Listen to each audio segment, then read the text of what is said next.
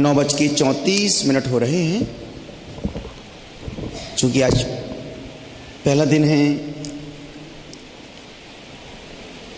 एक प्रश्न पूछ लूँ आपसे, बोलो हाँ। एक बात पूछूं, बोलो हाँ। कितनी देर सुनना है? 30 मिनट, 45 मिनट, 1 घंटा? कितनी देर सुनना है? बोलो 1 घंटा। किस चीज़ को 1 घंटा सुनना? हाथ ऊपर करो। क्या तुमने मुझे पैसा देके बुलाया है?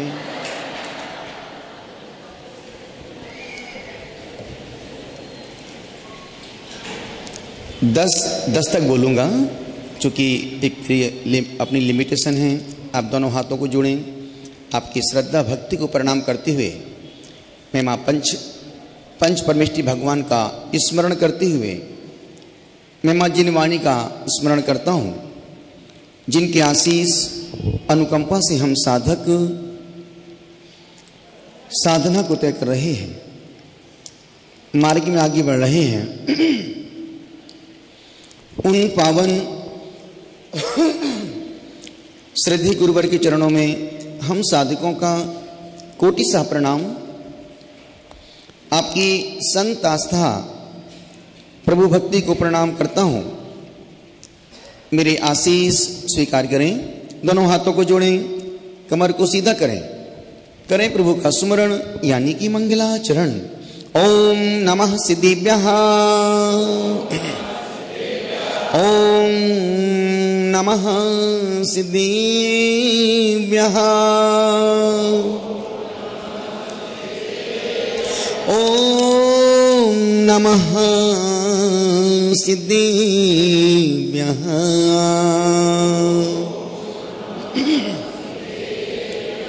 मंगलम भगवान वीरो मंगलम गौतमो गणी, मंगलम कुंद कुंदाद्यो जैन धर्मोस्तु मंगलम। सर्वमंगल मांगल्यम सर्वकल्याणिकारिकम, प्रधानाम सर्वधर्माणाम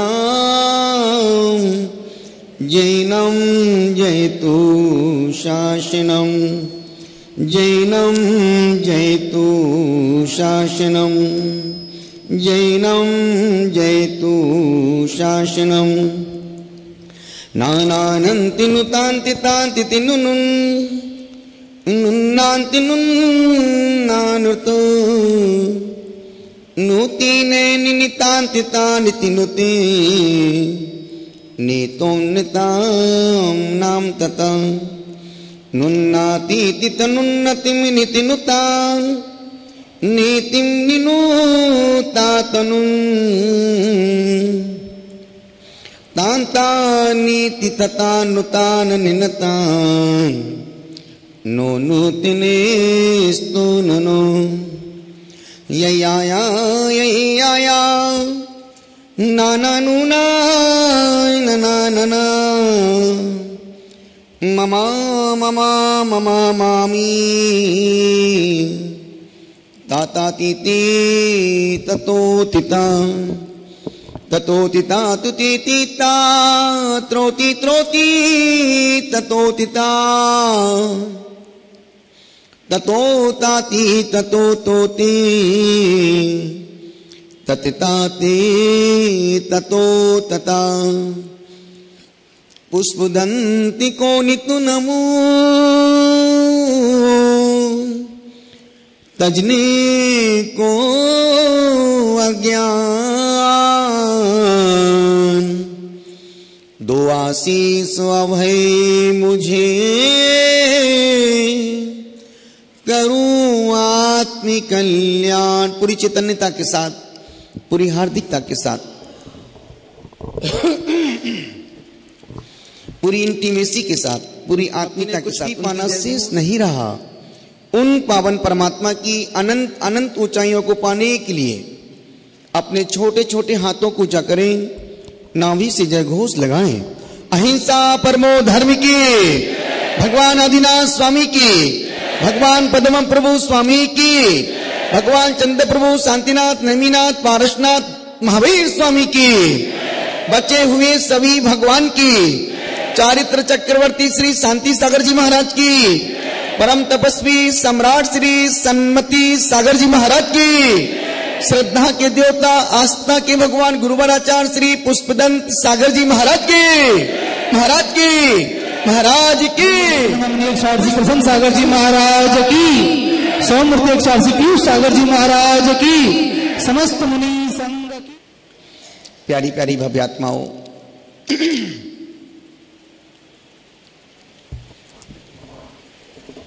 अभी मैं अपने पैड को पलट रहा, पैड के पेज पलट रहा था, एक बहुत अच्छी उसमें कारिका पढ़ने को मिल गई और वह गाथा जैन दर्शन की मूलभूत गाथा है। यदि वह गाथा गिरनार में कुंदकुंद स्वामी नहीं पढ़ते, नहीं बोलते, तो शायद अन्य मतावलंबी जैन दर्शन पर बहुत हावी हो जाते हैं, क्योंकि हर व्यक्ति का अपना चिंतन है, अपना दर्शन है, अपनी विचार है, अपनी मान्यता है, अपना सोचना है। वही गाथा, वही कारिका, वही चरण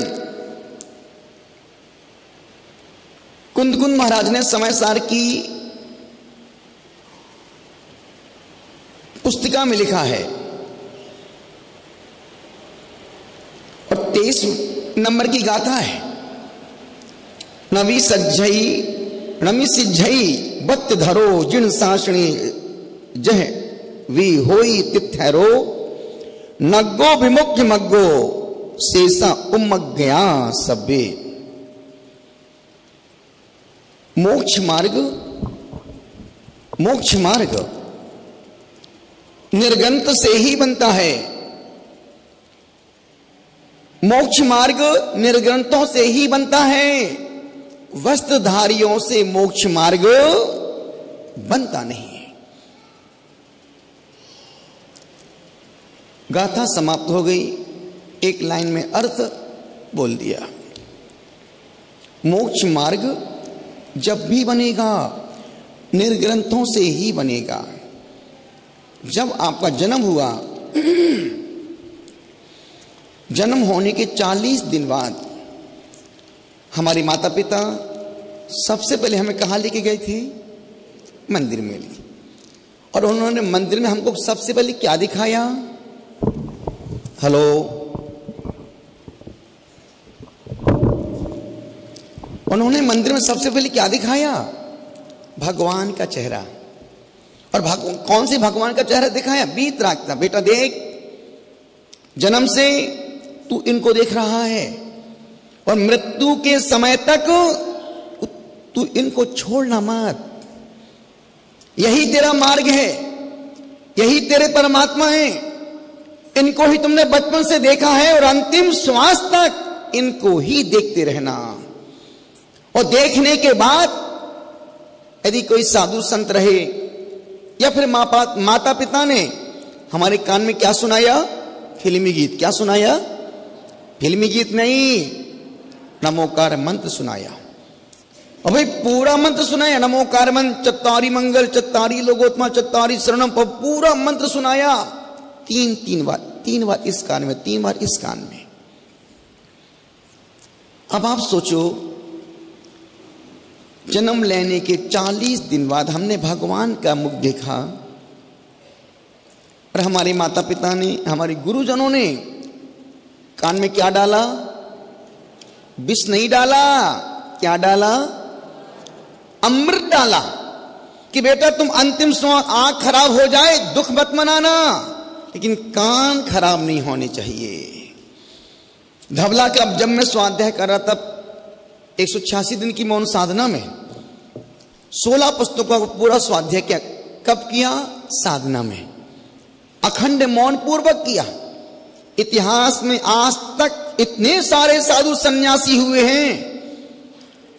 धवला का स्वाध्याय बहुत से आचार्यों ने किया, मुनियों ने किया, व्रतियों ने किया, लेकिन पूरा आद्योपांग स्वाध्याय मौन पूर्वक किसी संत ने नहीं किया जो हमने किया है।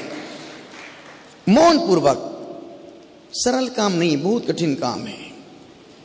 और मौन पूर्वक स्वाध्याय करने के बाद फिर लिखा है, सिर्फ पढ़ा ही नहीं है, ये पेज पलट नहीं है, लिखा भी है। जो समझा है उसको लिखा है। और जैन दर्शन के यूं कहें कि मूलभूत ग्रंथ यदि कोई है तो धवला सटखंडागम, धवला बंद महाबंद, ये पुस्तकें जिनको हम कभी भी नहीं छू सकते हैं। जिस प्रकार से कुरान पवित्र है, बाइबिल पवित्र है, गीता पवित्र है, उसी प्रकार से जैन दर्शन के धवला की पुस्तकें परम पवित्र, जिनको छूने के लिए स्नान करो, कपड़े बदलो, मुख शुद्ध करो, उसके बाद तुम उसका स्पर्श करो। स्पर्श अभी स्पर्श नहीं करो, नमस्कार करो, फिर 9 बार नमोकार मंत्र पढ़ो, उसके बाद उसका स्पर्श करो। एक उसको नमस्कार करने की विधि है। और जो लोग कभी भी आके उठा लेते हैं, पढ़ने बैठ जाते हैं, उनके देखो हाथ पर खराब हो रहे हैं, दिमाग खराब हो रहा है, उनकी मेमोरी पावर जा रही है, स्मरण शक्ति कमजोर। और अच्छे अच्छे विद्वानों को देखो आप, अकाल में मर रहे हैं, अकाल में बीमार, पर किस लिए? उन्होंने धवला का सम्मान नहीं किया। कुंद स्वामी ने अकाल में स्वाध्याय किया, उनकी गर्दन टेढ़ी हो गई थी, इसलिए उनका एक नाम आता है ग्रीविकाचार्य, गर्दन। अकाल में स्वाध्याय करने का फल चाहे कुंद हो, चाहे समंतभद्द हो, चाहे फिर आज के संत मुनि विद्वान हो, उस स्वाध्याय के बहुत से नियम। अष्टमी को स्वाध्याय नहीं करना, धवला की पुस्तक का। चतुर्दशी को हाथ नहीं लगाना, धवला की पुस्तकों को। समय के समय पुस्तक को खोल के नहीं पढ़ना, धवला की पुस्तक को। त्योहार के दिन, शोक के दिन, अशुभ घटना घट जाए, खूब पानी बरस रहा हो, स्वाध्याय नहीं करने का, धवला की पुस्तक का। उन सब नियमों को पालन करके हमने उन ग्रंथों का स्वाध्याय किया। और उसमें एक बहुत अच्छी पंक्ति आई, उसमें लिखा था, जीव की आंखें खराब हो जाएं, दुख मत मनाना, लेकिन अंतिम समय तक अपने कान को संभाल के रखना। भक्त ने पूछा, भगवान क्यों? अरे आंखें अच्छी रही तो विकल्प बहुत रहेगा, और कान खराब हो गए तेरा पूरा भव बिगड़ जाएगा। आंख खराब हो जाए दुख नहीं करना, लेकिन कान अंतिम समय तक नमो अरिहंताणम, नमो सिद्धाणम, नमो आईरियाणम, नमो वज्जाणम, नमो लोहे। अब आप सोचो, फिर प्रश्न पूछा, भगवान भक्त कौन, भव्य कौन, अभव्य कौन? उन्होंने उस बात की पुष्टि की, जिस जीव को मृत्यु के समय पंच परमेष्टि भगवान का नाम याद आ रहा है वो भव्य है, और जिससे पंच परमेष्टि भगवान का नाम याद नहीं आ रहा, सुनाई नहीं पड़ रहा है, वो जीव अभव्य है। नमोकार मंत्र कुत्ते ने सुना, कुत्ते का जीव सब कुछ मैं ही बोलूं क्या? कुत्ते का जीव देवता बन गया। बैल ने मृत्यु के समय नमोकार मंत्र को सुना, बैल ने वो सेठ बन गया। मृत्यु के समय अंजन चोर ने नमोकार मंत्र को पढ़ा, अंजन निरंजन हो गया। नमोकार मंत्र को राम के जीव ने, सियार ने पढ़ा, सियार का जीव मर्यादा पुरुषोत्तम राम बन गया। नमोकार मंत्र मेंढक ने सुना, मेंढक का जीव इंद्र बन गया। सीता ने नमोकार मंत्र को पढ़ा और अग्नि में कूद गई, अग्नि जल का, तुम पढ़ के मत कूद जाना, नहीं तो अग्नि और भभक जाएगी। वो सीता थी। इतना सा निवेदन कर रहा हूं, कान को संभाल के रखना, अंतिम समय तक कान में सुनने की क्षमता रहनी चाहिए, कानों में सुनने की क्षमता रहनी चाहिए। आंख खराब हो जाए, और बाबा तुलसीदास आंख के लिए कहते हैं, कागा कौआ, कागा तुम सब तन खाइयो चुन चुन खाइयो मांस, दो नैना मत खाइयो जैसे प्रभु मिलन की आस। वो कबीर का दर्शन है, एक आचार्य का दर्शन है कि आंख खराब हो जाए गम मत करना, कान को संभाल के बचा के रखना, ताकि तुम महामंत्र सुनते सुनते परमात्मा का वर्ण कर सको। इतना ही निवेदन कर रहा हूं, इतनी सी गुजारिश कर रहा हूं। हमने बचपन से इस मुद्रा को देखा है, और बचपन से मुद्रा को देखा है, और हमारे हाथ मुद्रा को देख के ही नमोस्तु महाराज जुड़ जाते हैं। किस लिए? क्योंकि हमने बचपन से उस मुद्रा को देखा है। और जब भगवान को देखते हैं तो हमारा रोम रोम खिल जाता है। गुरुओं को देखते हैं मन कूदने लगता है, उछल जाता है, रोम रोम पुलकित हो जाता है। और उदयपुर का पुण्य कितना गाढ़ा पुण्य है, एक संग जाता नहीं दूसरा आने की तैयारी करने लगता है। और ध्यान रखना, ये उदयपुर का पुण्य नहीं है। जब जिस नगर शहर के एक इंद्री से लेकर के, इन पेड़ पौधों से लेकर के संगी पंचेंद्रीय जीवों की पुण्य प्रकृतियां जब जोर मारती हैं, तब कहीं जाकर के किसी साधु संत के उस नगर शहर में चरण पड़ पाते हैं। सिर्फ आदमी का पुण्य नहीं है, इन पेड़ पौधों का भी पुण्य है, हवा का भी पुण्य है, धूप का भी पुण्य है, भूमि का भी पुण्य है, पवन का भी पुण्य है। लेकिन पुण्य तुम्हारा बहुत गाढ़ा पुण्य है। एक प्रश्न पूछूं आपसे, बोलो हाँ। जो तुम्हारा आज का पुण्य है, ये क्या तुम्हारा आज का पुण्य है, या बोलो, या तुम्हारे बाप दादों की पुण्य कमाई का पुण्य है? ये किसका आज का, जो आज दिख रहा है, ये तुम्हारा है, तुम्हारे पुण्य का फल है? किसका है? पुण्य का फल। आज के पुण्य का फल है क्या? महाराज आज तो पुण्य हो ही नहीं रहा है। आज का पुण्य तो ऐसा हो रहा जैसे रुपया कमाई 1 रुपया और खर्चा 2 रुपया। पहले का आदमी 24 घंटे में 23 घंटे शुभ उपयोग लगाता था, धर्म ध्यान करता, 23 घंटे 1 घंटे पाप करता था। आज नहीं, 30 साल पहले का आदमी, 40 साल पहले का आदमी 23 घंटे शुभ में लगाता था, उसका मन अशुभ में नहीं जाना चाहिए, और 1 घंटे पाप करता था। आज का आदमी उल्टा कर दो, आदमी को नहीं, उस समय को। अब 23 घंटे आदमी पाप के आश्रम में लगा है, और 1 घंटे भी कहां हो पाता पूरा? कोई 10 मिनट, कोई 15 मिनट, कोई 20 मिनट, कोई आधे घंटे, कोई पौन घंटे, और उसमें भी 5 बार घड़ी देखता हूं कितना, अरे आज तो बहुत लेट हो गया मैं। आप सोचो, मंदिर का समय बचा के तुमको कौन सा आपको पुण्य करना है? और आदमी सबसे ज्यादा धर्म में समय बचाता है, पाप में समय नहीं बचाता है, धर्म में समय बचाता है। यदि कोई आपसे कहे कि भाई विधान होना, विधान में बैठना है, पहला प्रश्न कितने घंटे लगेंगे?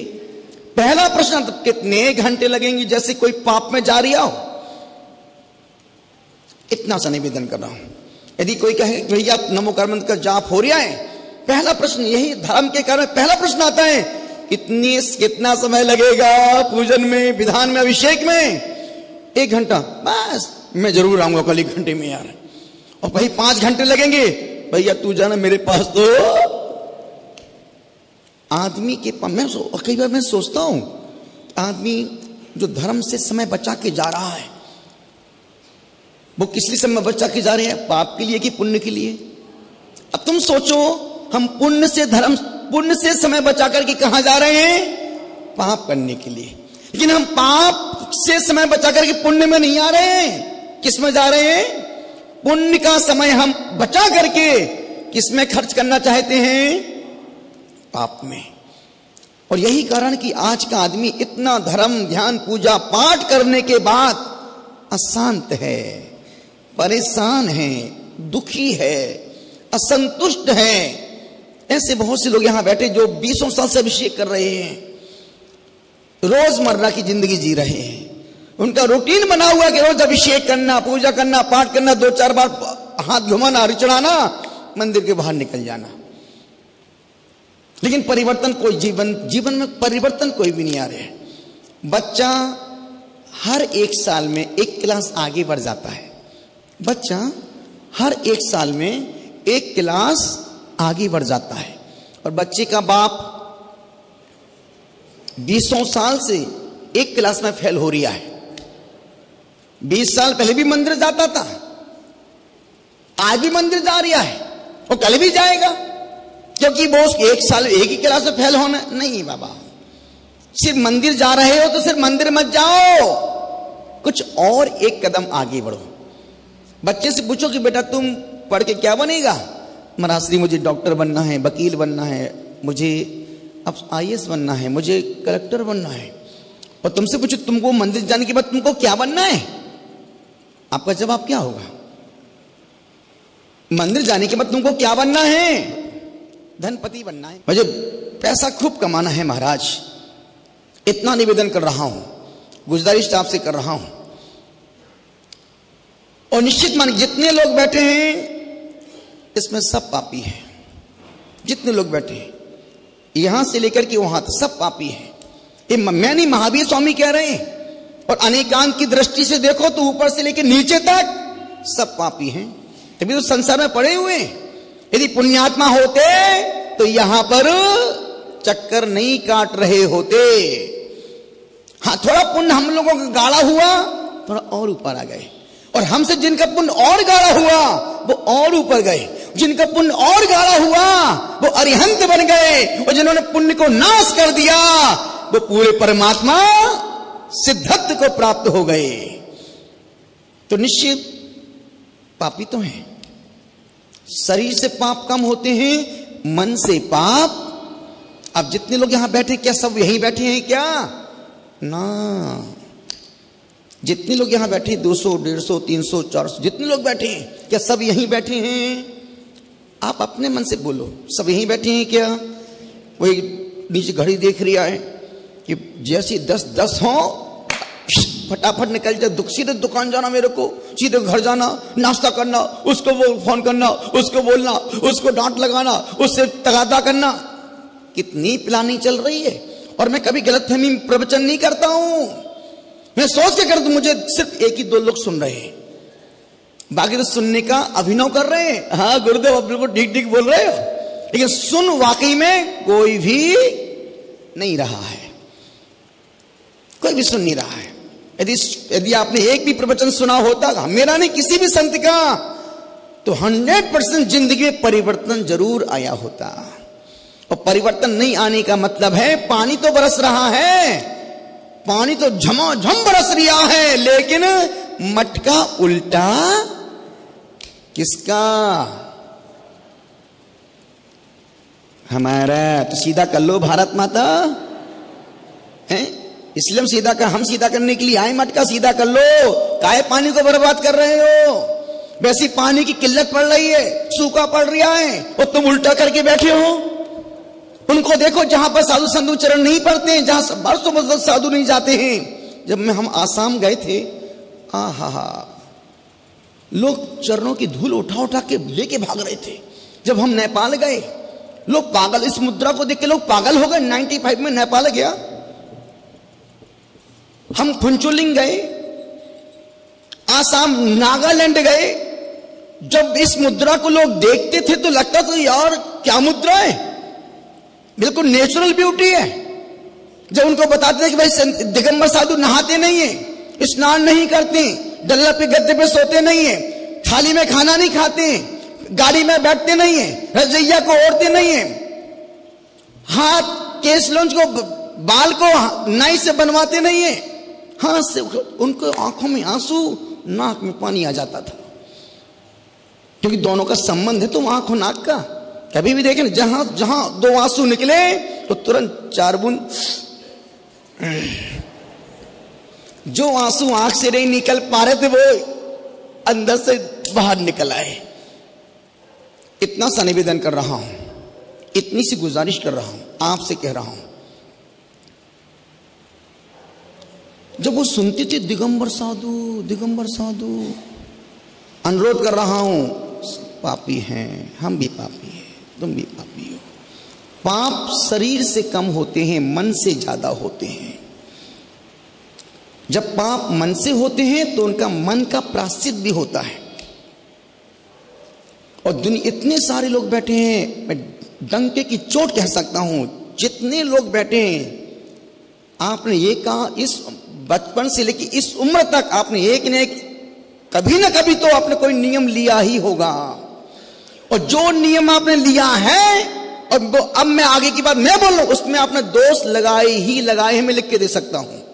यदि आपने कभी उपवास किए हैं उसमें दोष लगाए हैं, यदि आपने कभी कोई रात्रि भोजन का त्याग किया है तो उसमें भी दोष लगाया है, यदि आपने मंदिर आने का संकल्प किया तो उसमें भी दोष, आपके हर नियम में दोष लग रहा है।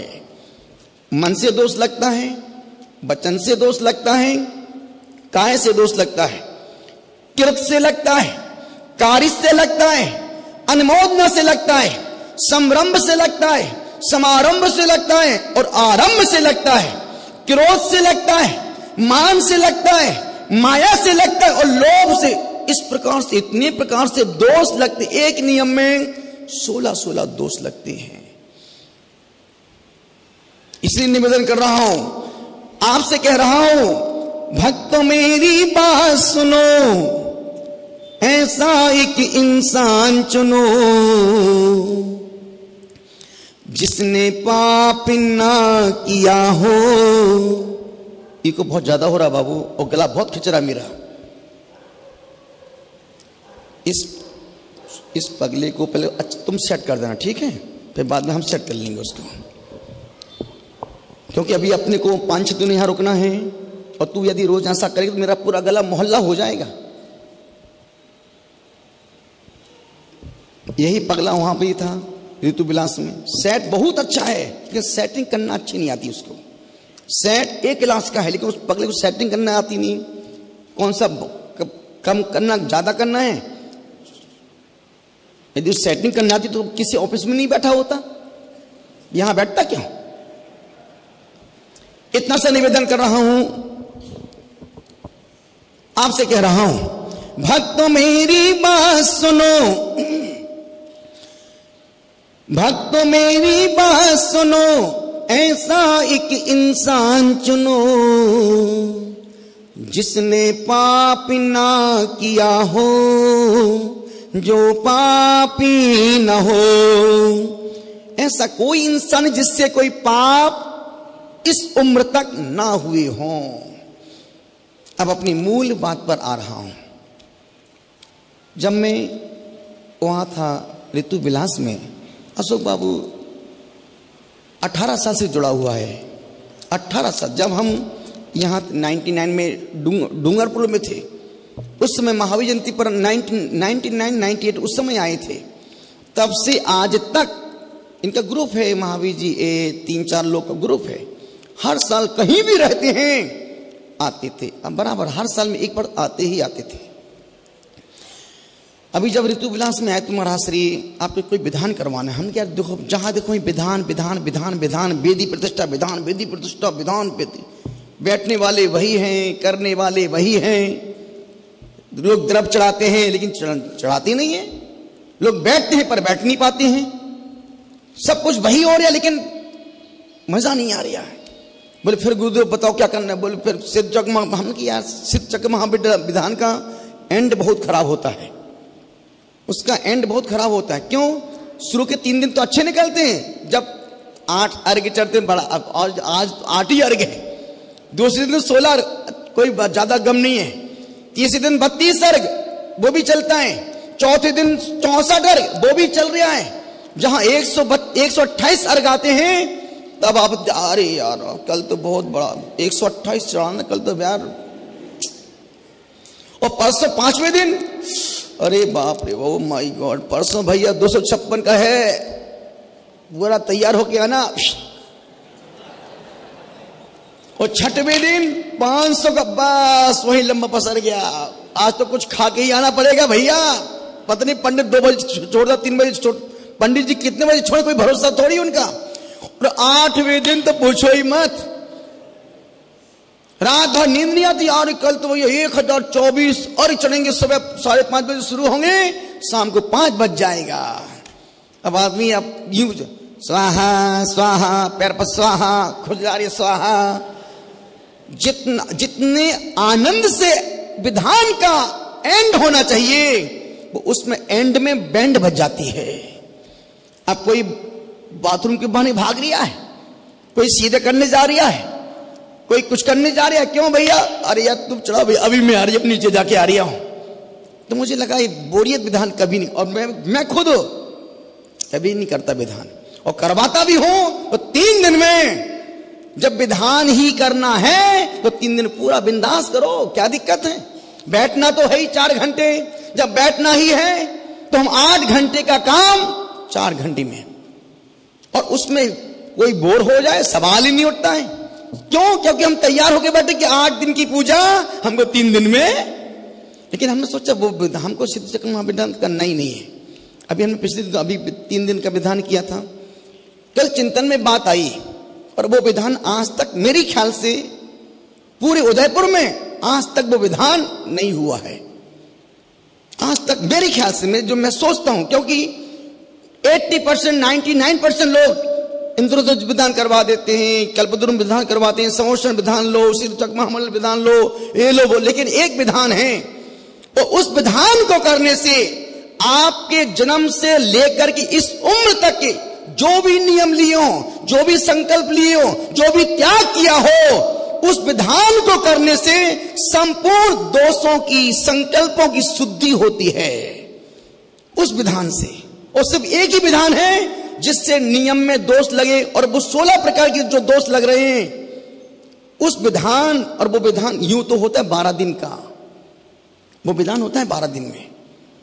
एक पूजा में 100 अर्घ हैं, किसी पूजा में 150 अर्घ हैं, किसी में 200 हैं, किसी में 500 अर्घ हैं, किसी में 8 अर्घ हैं, किसी में 5 अर्घ हैं, लेकिन वो 12 दिन का विधान है। लेकिन हम उस इतना लंबा, हम भी, मेरे पास भी इतना समय भी नहीं है, लेकिन मुझे पता है कि वो विधान यदि आपने एक बार सुन लिया तो आप बाद में यही कहोगे, जिंदगी में ऐसा मौका फिर कहां मिलेगा। और वो विधान संपूर्ण शुद्धि के लिए, मन की शुद्धि होगी, वचन की शुद्धि होगी, काय की शुद्धि होगी, और विशुद्धि बढ़ेगी। जब सुनेंगे आप चींटी को मारने का पाप, उसका प्रायश्चित, रात्रि में भोजन त्याग किया उसमें दोष लगी, उसका अर्घ 1234 उसमें अर्घ हैं, टोटल 1234 अर्घ हैं, लेकिन वो एक एक पूजा का एक एक सिस्टम बना हुआ है। माना कि ये विधान महामुनिराज महाव्रतियों के लिए होते हैं, लेकिन मैं सोचता हूं कि यदि श्रावक भी करता है तो श्रावक के भी पापों का प्रायश्चित होता है। जब हमने विधान जयपुर में करवाया था, 5000 लोग विधान में बैठे थे, 5000, पूरा पंडाल पैक मिलता था, और सिर्फ विधान में 4 घंटे के विधान, 4-5 घंटे होना नहीं अपने को। गर्मी का मौसम है, 5:30 बजे मंगलाष्टक होगा, 6 बजे अभिषेक की क्रिया समाप्त हो जाएंगी, विधान प्रारंभ, 10 साढ़े 10 तक विधान समाप्त। भोजन विधान करके उठो, जाके शुद्ध खाना खाओ, नीचे यहीं विधान का भोजन शुद्ध खाना खाओ, और खाना का भोजन करके मुंह पहुंचते सीधे दुकान निकल जाओ, दिन भर पैसा कमाओ, शाम को फिर 7 बजे यहां पर आ जाओ। विधान का अर्थ समझो, गुरु भक्ति करो, आनंद यात्रा करो, और पूरी रात आनंद ही आनंद उठाओ। और वो विधान 12 दिन का विधान, उसमें 4 दिन तो लगेंगे। 4 दिन तो उतना तो, यदि हम एक दिन में 300 अर्घ भी चलाते, 3 चौको 12, कितना 3 चौको 12 कितना, मुझे पहाड़ा नहीं आता बाबू, कितना होता है? 3 6 9, हाँ ओके, 1234 अर्घ, तो 4 घंटे तो उसमें लगना पड़े। इतना समझ, यदि इतना बचपन से पापों का प्रायश्चित करना है तो 4 घंटे के समय तो, और ध्यान रखना इस विधान में हर व्यक्ति नहीं बैठ पा, सोचेंगे 100 लोग तो बैठ पाएंगे 5 लोग, क्योंकि विधान ही ऐसा है, ये व्रत ही ऐसा है। इस विधान का नाम है बृहत चारित्र शुद्धि विधान, जो व्रत अभी हमने पहले 12 साल में किया है, इसमें 1234 उपास होते हैं जो पहले कर लिया है। तो मुझे लगा कि ये विधान समाज में कोई पंडित नहीं करवाते, कोई साधु सन्यासी नहीं करवाते। क्यों नहीं करवाते? अरे भाई, बहुत बड़ा विधान बड़ा नहीं है। जब मन अच्छा होता है तो बड़ा विधान भी छोटा लगता है, और जब मन कठिन होता है तो छोटा विधान भी बहुत बड़ा लगने लगता है। तो हमने सोचा कि 4 दिन में और सिर्फ 4 घंटे 300 अर्घ, एक एक लाइन का एक एक 2-2 शब्द में अर्थ। इसका अर्थ क्या है? एक एक लाइन में जब अर्थ सुनेंगे, समझेंगे और फिर अरे चढ़ाओगे तो लगे अरे यार, इतने हमसे कैसे कैसे पाप नहीं हुए, कैसे कैसे दोष नहीं लगे। और जब एक एक व्रत के बारे में सुनोगे तो तुम्हारे कान खड़े हो जाए, अरे ये पाप तो मुझसे हुआ है, ये पाप भी मुझसे हुआ, ये गलती भी मुझसे हुई है, ऐसा मैंने सोचा था, ऐसा मेरे मन में विचार आया था। समय पूरा हुआ 9:10 बोलो महावीर भगवान की जय। जिनवाणी के ज्ञान, बैठे बैठे बोलो, जिनवाणी के ज्ञान से सूझे लोकालोक, सोवाणी मस्तक नमो सदा दे तू ढोक। ए जिनवाणी भारती तो जपो दिन धैन, जो तेरा शरणाग है सो पावे सुख चैन। 9 बार नमो का